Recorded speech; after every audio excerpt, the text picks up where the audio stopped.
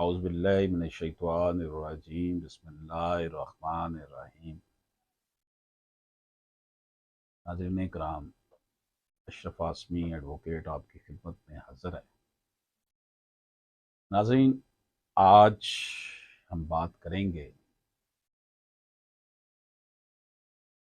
Civil procedure code के section 12 sub section 2 का, जिसे उर्फ़े आम में 12(2) कहा जाता है। 12(2) से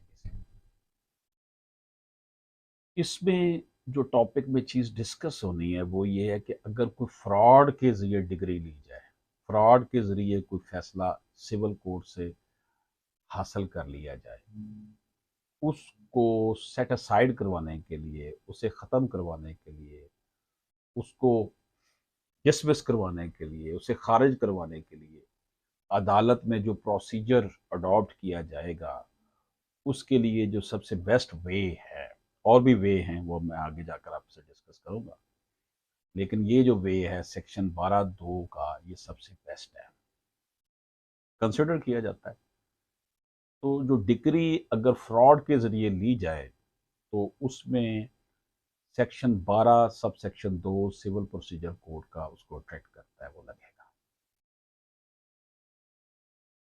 नाज़रीन कराम, 2014 SMER 1059 इसमें डिस्कस किया गया है grounds for application under section 12 sub section 2 civil procedure code, कि वो कौन से ग्राउंड्स होंगी, को मुहरकात क्या होंगे जब ये एप्लीकेशन हम देंगे।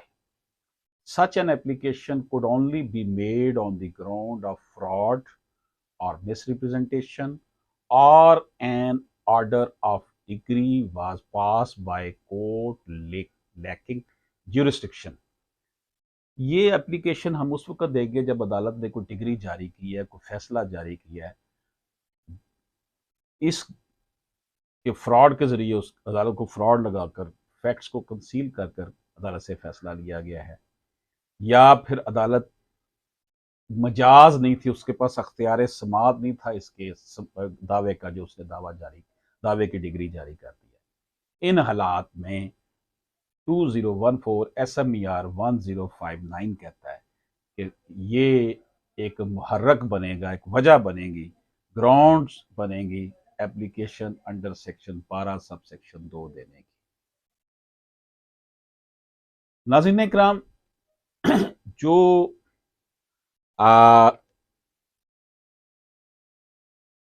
फ्रॉड को अगर हमने चैलेंज करना है, कोई डिग्री फ्रॉड से हासिल की गई है और उसको हम चैलेंज करने जा रहे हैं section 12 sub section 2 civil procedure code से, तो उसमें हम इस जजमेंट में 2014 YLR 1748 इसमें हम देखेंगे कि ingredients of fraud must be alleged, यानी कि जो फ्रॉड है उसको अलेज किया गया हो कि जनाब ये बात जो है ये गलत है, पॉइंट आउट करना है हमने। Mere assertion of element of fraud or forgery is not sufficient. Rather, the plaintiff should be very specific in this respect. सिर्फ ये नहीं कह देना कि जनाब ये फैसला अदालत ने डिग्री जो है वो फ्रॉड के जरिए दी है, बल्कि स्पेसिफिकली बताया कि यहाँ यहाँ यहाँ फ्रॉड हुआ है। मसलन एक खातून ने डिग्री ले ली कि जनाब मैं अपने दादा की अकेली पोती हूँ और दादा ने मुझे ये हिबा कर दी है प्रॉपर्टी। अब हिबा वाला मामला तो फिर बाद में देखा जाएगा ना कि वो हिबा गलत हुआ है या दुरुस्त हुआ। उसकी ये स्टेटमेंट पर कि मैं अकेली पोती हूँ, ये चेक किया जाएगा। तो जब चेक किया गया तो वो अकेली पोती नहीं थी, उसकी एक बहन और भी थी, लेकिन वो एक बेटे को जन्म दे के वो फौत हो गई यंग एज में। तो गोया कि वो अकेली तो ना हुई, उसकी एक बहन भी थी। अब बहन का हिस्सा जो है वो मिलेगा बेटे को। तो उसने ये कह के डिग्री ले ली कि जनाब मैं अकेली ही थी, तो ये इसका मतलब ये फ्रॉड किया है। हालांकि उसकी एक बहन भी थी, बहन फौत होगी तो बहन का हिस्सा उसके बेटे को मिलना था।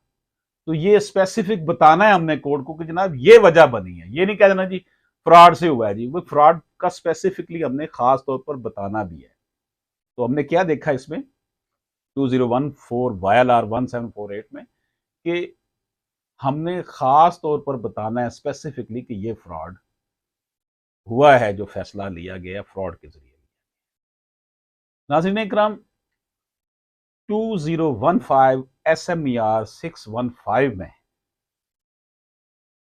जो हम बात डिस्कस करने जा रहे हैं वो ये है कि application under section 12(2) have all attributes of a suit. जो सेक्शन 12(2) की दरखास्त है ना हमारी, वो सारी की सारी एक किस्म की दावे से मुतल्लक है, पूरे केस के मुतल्लक ही है। इसको नरेट किया गया, जैसे मैंने आपकी खिदमत में अभी अर्ज किया, 2015 SMER 615 में section 12(2) CPC was a substitute for a separate independent suit for setting aside of A degree. ये जो सेक्शन 12(2) रखी गई है एप्लीकेशन, बेसिकली ये एक सब्स्टिट्यूट है, मुतबादल है कि आप बजाय इसके पूरे का पूरा एक नया दावा करें और जो डिग्री ली गई है फ्रॉड के जरिए उसको ख़त्म करवाएं। एप्लीकेशन के जरिए आप ऐसा कर सकते हैं। Application under section 12(2) CPC had all the relevant attributes of a suit. इसके अंदर वो तमाम खासियतें पाई जाती हैं जो एक दावे के अंदर होती हैं। And therefore the person against whom an allegation of fraud was made was a necessary party and must be included in the application as a respondent। तो जिसके खिलाफ आप जा रहे हैं कि इसने फ्रॉड किया है, तो एप्लीकेशन जब हमने देनी है तो उसको उसमें फरीक जरूर बनाया जाएगा उस दरखास्त में। एक तो ये बता दिया कि ये स्पेसिफिक मामला हुआ है, खास ये फ्रॉड किया है, तो जिसने किया उसको फरीक बनाया। तो हमने इसमें देखा 2015 SMER 615 में कि ये एप्लीकेशन अंडर सेक्शन 12(2) है, इसकी वही खासियतें बन जाती हैं जो कि एक दावे की होती है। और जब आपने इसको चैलेंज करना है डिग्री को, तो आपने उनको इम्प्लीड करना है जिन लोगों ने, जो फरीक बनेंगे इस केस में, जिन्होंने फ्रॉड के साथ की डिग्री ली। नाज़रीन इकराम, 1996 SMER 1528, इसमें हम डिस्कस कर रहे हैं कि application under section 12(2) CPC could hardly be treated as plain within meaning of Order 7 Rule 1 CPC so as to be dismissed under Order 7 Rule 11 CPC। कहते हैं कि ये इसको बमुश्किल उस तरह ट्रीट किया जा सकता है जिस तरह के ऑर्डर 7 रूल 11 में किसी दावे को किया जा सकता है। खासियतें इसके अंदर हैं जरूर, लेकिन इसके लिए इस्तेमाल किया कि CPC could hardly be treated as plaint within meaning of order 7 rule 1 CPC, और इसलिए इसको उसने कहा कि डिसमिस किया जा सकता है 711 के तहत। CPC की जो ऑर्डर 7 है रूल 11 के तहत से किया जा सकता है। इसी को हम बात को आगे बढ़ाते हैं। 2019 MLD 1 लाहौर में भी ये कहा गया कि order 7 rule 11 was not applicable for rejection of an application filed under 12(2) CPC। अब बाज हालात में वो कह रहा है कि इसको आप रिजेक्ट नहीं कर सकते, रिजेक्शन नहीं इसकी दे सकते इस एप्लीकेशन की। तो नाज़रीन इकराम, इसकी ट्रीटमेंट के हवाले से ये बात हुई कि इसे डिसमिस आप कर सकते हैं 711 के तहत, लेकिन इसकी CPC order 7 rule 11 CPC was not applicable for rejection of an application. ये एक और पहलू बताया गया 2019 MLD 1 लाहौर में। नाज़रीन इकराम, हम इसी बात को आगे बढ़ाते हुए देखते हैं कि treating plaint as an application under section 12(2) CPC, पहले हमने डिस्कस किया था treating application under section 12(2) CPC as plaint. अब हम कह रहे हैं treating plaint as an application under section 12(2) CPC। mere fact that the plaint in the suit was described as a plaint and was registered as plaint could not deprive the court of its jurisdiction to decide it as an application under 12(2) CPC। इसे narrate किया गया है 1992 SMER 1744 में।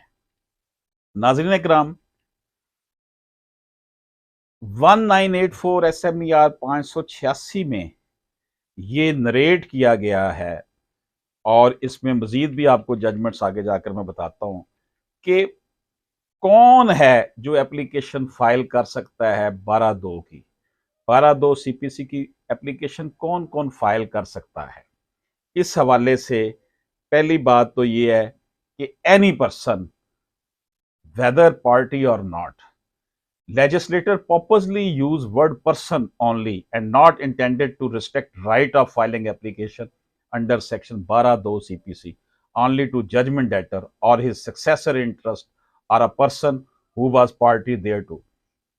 जो judgement debtor है, वो जिसके खिलाफ डिग्री हुई है, या उसके जो वारसान हैं वो अगर वो फौत हो गया है, या जिसका कोई हक मारा गया है, या वो ज़रूरी मुकदमा फरीक है, उसको पार्टी बनाया जा सकता है।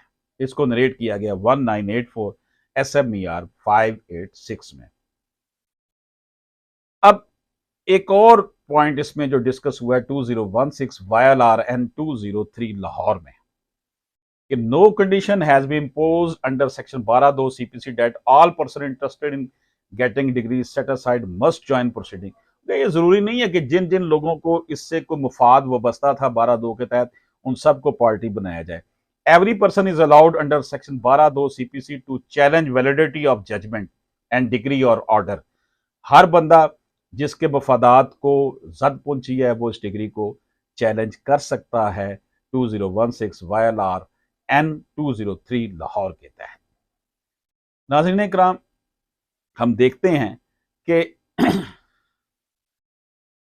2017 CLC 305 लाहौर में यह कहा गया है कि filing of application to be impleaded as party और its rejection did not preclude the petitioner to file an application under section 12(2) CPC, nor did it take away his right to pursue the remedy which was available to him under law।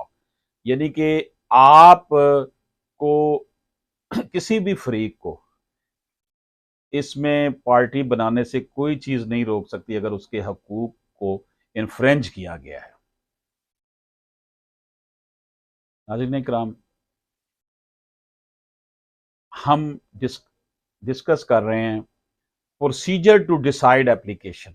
12(2) की जो application है, इसके लिए क्या procedure adopt किया जाता है, इसको किया जाएगा डिसाइड करने के लिए, इसका फैसला करने के लिए। इस हवाले से एक लैंडमार्क जजमेंट है 2003 SMER 1050, जिसमें यह कहा गया कि not a regular suit, such remedy would not be available like a regular suit, and the court may dispose of an application under section 12(2) CPC without framing issue, recording evidence of the parties and following the procedure of trial of the suit।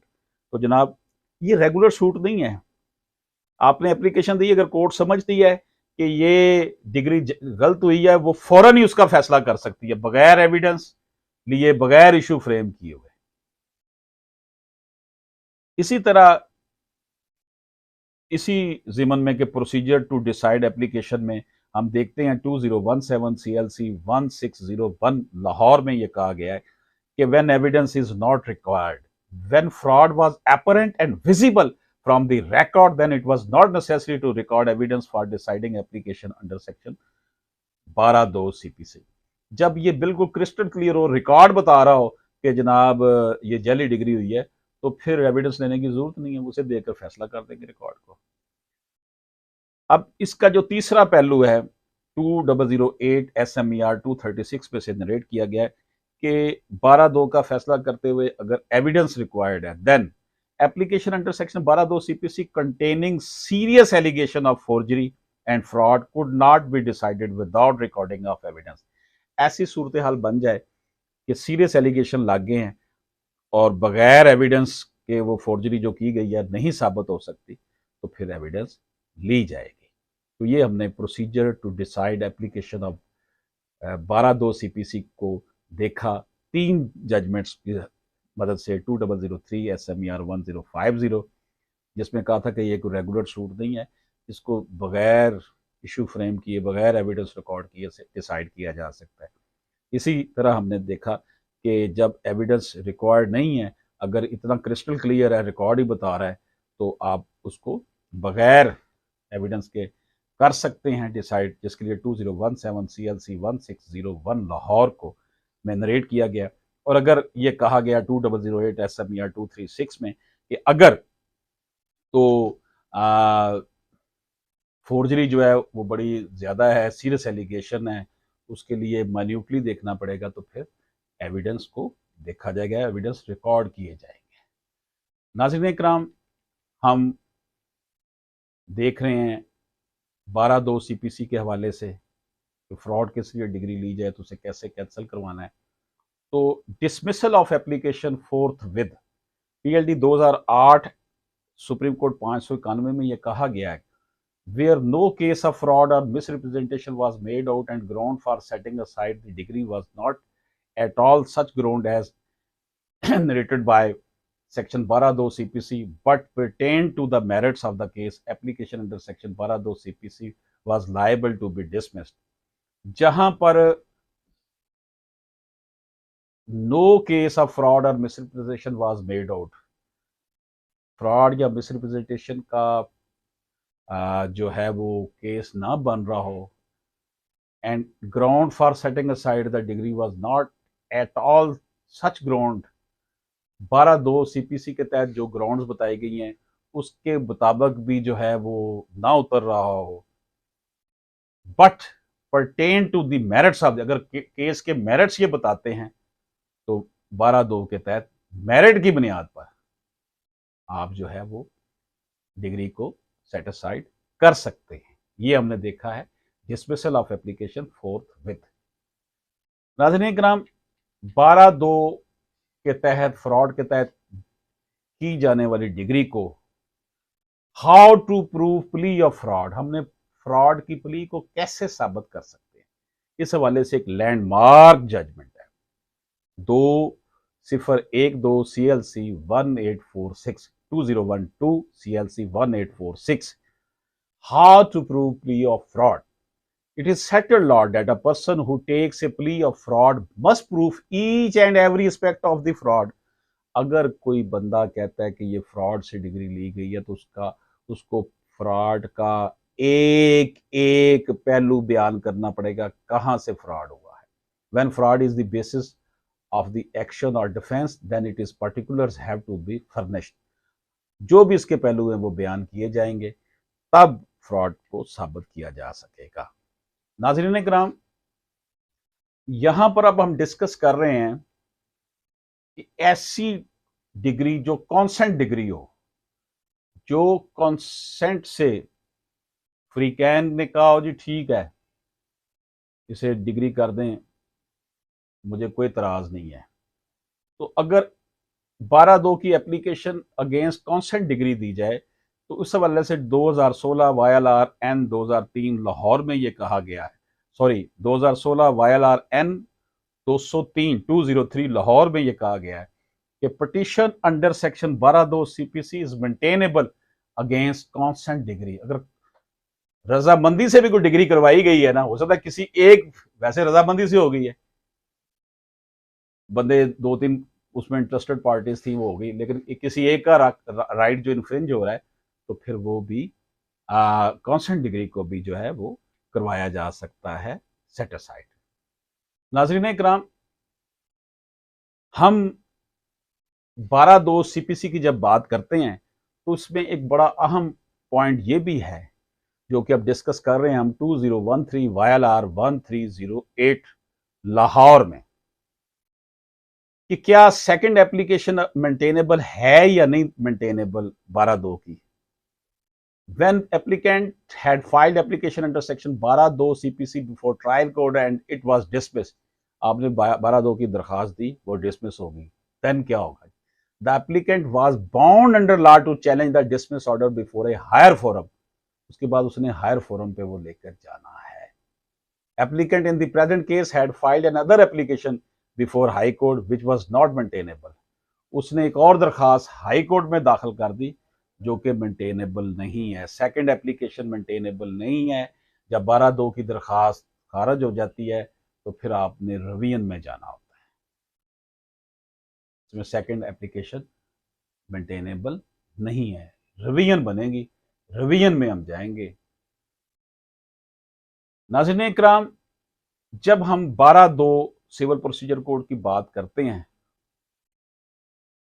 तो इसमें suit की dismissal application 12(2) CPC की मंजूर हो जाए और suit को, दावे को डिसमिस कर दिया जाए, उस हवाले से आपकी खिदमत में दो केस ला पेश कर रहा हूँ।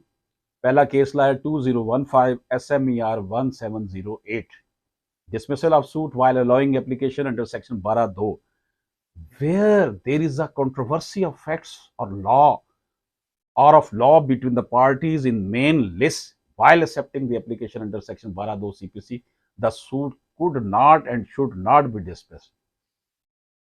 अगर तो कोई फैक्ट्स और लॉ की कंट्रोवर्सी आ गई है फ्रीकैन के दरमियान, तो वाइल एक्सेप्टिंग द एप्लीकेशन, दरख्वास्त को कबूल करते हुए, मंजूर करते हुए, तो सूट को फिर जो है डिसमिस नहीं किया जा सकता जब फैक्ट्स और लॉ जो है वो अगेंस्ट हो। इसी तरह dismissal of suit while allowing application under section 12(2) की अब बात करेंगे 2015 SMER 1708 में कि suit could not even be dismissed in those cases where for the determination and resolution of the application under section 12(2) CPC, either one of the parties or both had brought some evidence on record which had or may have had nexus to the merits of the suit as well, if and when it went to the trial। नाज़रीन इकराम, 12(2) civil procedure code के हवाले से जब हम बात करते हैं तो अब हमने ये देखना है, it was in very exceptional, special and extraordinary circumstances where suit may be dismissed while allowing application under section 12(2)। बड़े ये एक्सेप्शनल हालात है कि आपका सूट जो है उसे डिसमिस कर दिया जाए एप्लीकेशन को अलाउ करते हुए। 2015 SMER 1708 में ये बताया गया है, the plaint did not disclose A cause of action, अगर काज ऑफ एक्शन का तस्करा ना हो प्लेंट के अंदर, बार्ड बाय लॉ हो, कानून ने उसकी बार्ड किया हो। इसी तरह 2015 SMER 1708 में ये कहा गया है एक्सेप्शन के हवाले से कि even dismisses the suit for want of jurisdiction, jurisdiction के हवाले से डिसमिस किया हो। In appropriate cases of want of jurisdiction the court while accepting the application under section 12(2) CPC may order for the return of the plaintiff so that the matter was tried by a court of competent jurisdiction। अगर कोई jurisdiction का मामला है तो 12(2) की application कबूल करते हुए सूट जो है वो वापस रिटर्न ऑफ प्लेंट हो जाएगी, दोबारा से उसे फिर ट्राई किया जाएगा।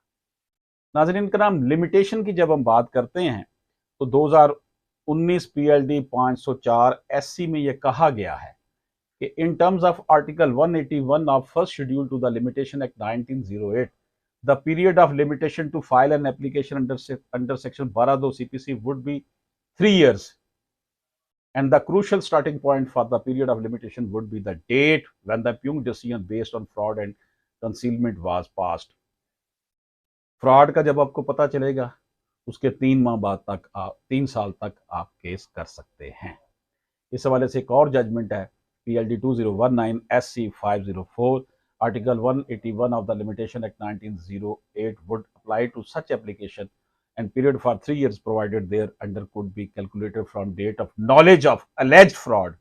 जब फ्रॉड हो उसके 3 साल के अंदर अंदर, या फ्रॉड होने का पता जब चले उसके 3 साल तक।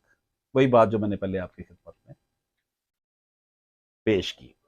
नाज़रीन इकराम, जब हम बात करते हैं सिविल प्रोसीजर कोड की तो उसमें एक बड़ा अहम पॉइंट हम देखते हैं कि जो 12(2) की है, सिविल प्रोसीजर कोड की 12(2) सेक्शन जो है, इसमें 2000 SMER 296 में एक जजमेंट बयान की है, remedies against ex parte decree, where civil suit was decreed ex parte decree हो गई, various remedies available to aggrieved person.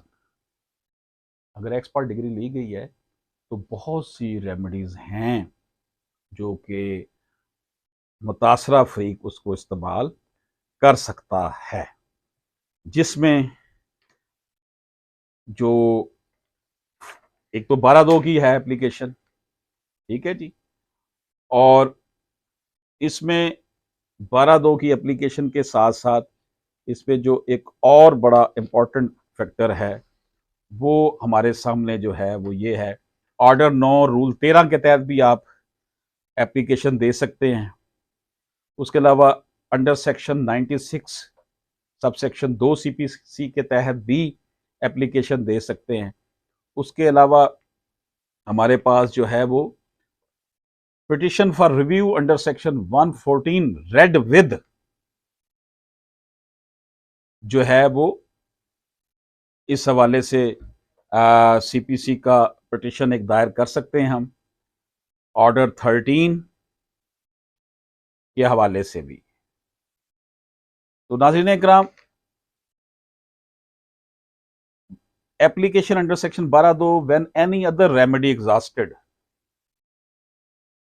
कोई और रेमेडी आपने एग्जॉस्ट कर ली है, इस्तेमाल कर ली है, तो एप्लीकेशन अंडर सेक्शन 12(2) का क्या करदार होगा। इस हवाले से 2000 SMER 296 में यह कहा गया है, petitioner having exhausted remedy bye filing an application under section order 9 rule 13 CPC could not be permitted to negate same issue by means of fresh petition under section। एक दफा आपने अपना वो अख्तियार इस्तेमाल कर लिया तो फिर अब दोबारा उसको इस्तेमाल नहीं कर सकते।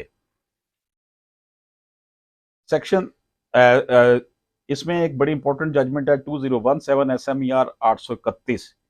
इसमें कहा गया कि where special law provided elaborate mechanism and procedure to challenge a certain action under the scheme of special law, recourse to general law and are to challenge to such action, but that too through collateral proceedings such as application under section 12(2) CPC was not approved। अगर कोई special law है उस पर कोई अलहदा procedure दिया हुआ है तो फिर आप 12(2) की एप्लीकेशन पे नहीं जाएंगे। फैमिली लॉ जिस तरह है या और कोई स्पेशल लॉ, रेंट वाला लॉ है। Imposition of suitable cost on false application, PLD 2009 SC 397 में यह कहा गया है कि अगर आप गलत एप्लीकेशन दे के तंग करते हैं लोगों को कि ये सेट असाइड कर दिया जाए, ये 12(2) की एप्लीकेशन गलत होती है जिसका कोई मेरिट नहीं बनता, Supreme Court observed that in such situation it was high time for the courts to take effective measure to curb the uncalled for and frivolous litigation and imposition of suitable cost। नाज़रीन इकराम, अहम बात 2017 CLCN 188 Lahore में, if an application under order section 12(2) CPC was accepted or rejected, no plea was available under section 104 CPC read with other enabling law and any only revision was competent under section 115 CPC। सिर्फ revision ही लायक करेगी, आप revision ही कर सकते हैं अगर 12(2) की application reject हो जाती है। नाज़रीन इकराम, 2018 CLC 1115 में यह कहा गया है, the application under section 12(2) CPC is a substitution of the fresh suit. ये फ्रेश सूट का सब्स्टिट्यूशन है। जैसे कि आप नया सूट करके कहते हैं जी फलां डिग्री जो है वो जल्दी पास हुई है, आपने एक एप्लीकेशन दे दी, बेसिकली ये is a substitution of a fresh suit and it is to be decided like that of a suit. इसे सूट की तरह ही डिसाइड करना चाहिए जैसा दावे को किया जाता है। तो फ्रेमिंग ऑफ इशू भी है, एविडेंस भी है, वैसे भी हैं, ऐसा ही the application under order 7 rule 11 CPC was maintainable. आप 711 के तहत इस एप्लीकेशन को उड़ा भी सकते हैं, ख़त्म भी कर सकते हैं। नाज़रीन इकराम, आज की इस गुफ्तगू में हमने लैंडमार्क जजमेंट का सहारा लेते हुए 12(2) सिविल प्रोसीजर कोड, जिसके तहत आप फ्रॉड से हासिल की गई डिग्री को ख़त्म करवा सकते हैं, उसका जायज़ा लिया। अल्लाह ताला हम सब का हमें नासर हो। इजाज़त दीजिए, अल्लाह हाफिज़।